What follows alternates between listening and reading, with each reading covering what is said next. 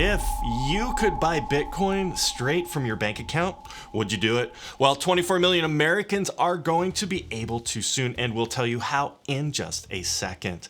Cardano is the #1 blockchain in the world on this one key metric, and the Bitcoin mining adjustment is about to do something that's never happened before. All the crypto news highlights served on a silver platter just for you on this week's Exodus Crypto News. After all the news about El Salvador making Bitcoin legal tender, this is one of the most bullish Bitcoin stories I've heard all year. The payments company NCR has teamed up with digital asset management firm NYDIG, and they're bringing Bitcoin to a bank near you. The deal here is pretty simple. 650 banks located throughout the United States are going to let clients purchase Bitcoin directly from their bank account. NYDIG will custody all of the Bitcoin so that the banks don't have to go through the regulatory process of doing it on their own. And one of the most interesting parts of the story is why hundreds of banks decided to start supporting Bitcoin in the first place. According to NYDIG President Yan Zhao, a lot of these banks have seen that one of their biggest outflows from their depositors is moving money from the bank to exchanges like Coinbase. And so that's part of why banks are so excited to have this capability for themselves and for their consumers. In other words, if you can't beat them, well, join them. Clients were taking money out of their accounts to buy Bitcoin, and instead of fighting it, the banks are going to support it. Even though it's a bank and a custody solution, the move is exciting, and I'm really looking forward to seeing how popular this service is because it opens up a new asset class to a whole new market. The long romance between Bitcoin and China is finally over.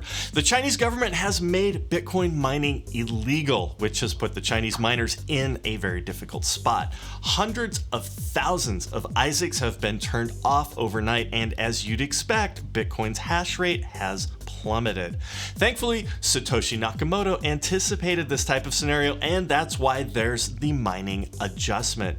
Every 2 weeks, the Bitcoin network makes mining either more or less difficult, depending on whether more miners have joined or left the network. Since all of the Chinese miners have stopped mining, the difficulty adjustment is trending down, and it has been for a while. The mining difficulty went down by 16% on May 30th and 5% on June 14th. It's not over though, and various sources project that the difficulty is going to fall by another 25% during the next adjustment. Notably, this will be the first time in Bitcoin's history that the difficulty has adjusted down 3 times in a row.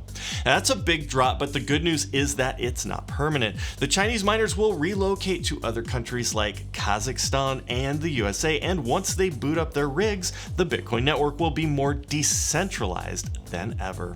Bill Foster is a Democratic representative from the state of Illinois.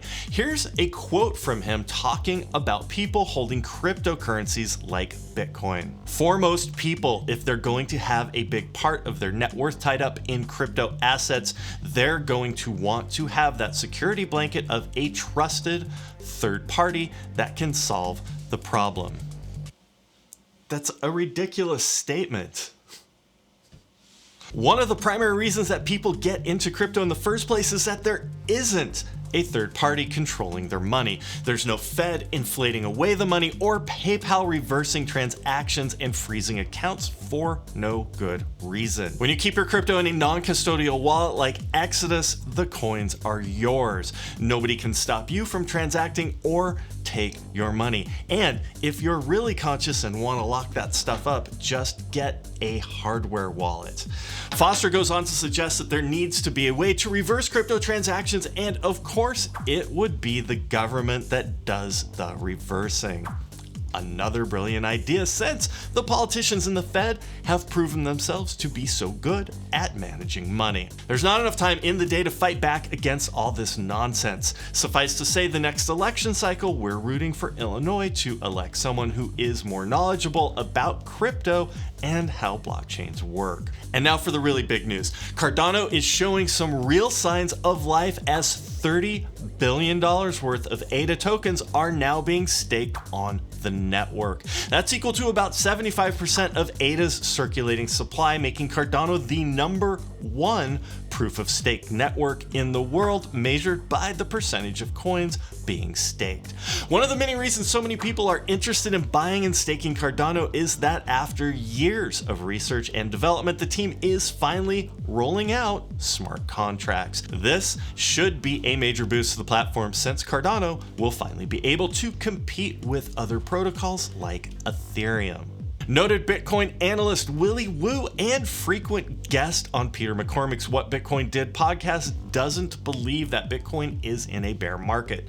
To prove that investors are still bullish on BTC, Willy looks at a signal he refers to as the Rick Astley indicator. The indicator in reference to Rick Astley's song measures the behavior of OG Bitcoin hodlers. If the hodlers are selling, that's bearish, since it shows that people who have believed in Bitcoin for a long time have had a change of heart. However, selling is the furthest thing from their mind right now. Willy Woo points out that according to his indicator, the only people selling right now are those who've bought Bitcoin in the last few months. And who is scooping up all the Bitcoin that the weak hands are dumping? Well, you guessed it, the Bitcoin OGs. Once the market runs out of paper hands, Woo thinks we'll see a reversal and prices will start to trend higher. It's unclear how long it will take for this to happen. However, Woo has stated in previous media appearances that he thinks Bitcoin is going to make significant new all-time highs in 2021. What do you think? Are we going to the moon, or is it time to trade those new Lambos back in for Nissan Sentras? Let us and everyone else know what you think in the comments below. Thanks for watching, everyone, and make sure to hit those like and subscribe buttons, and until next time, hold on.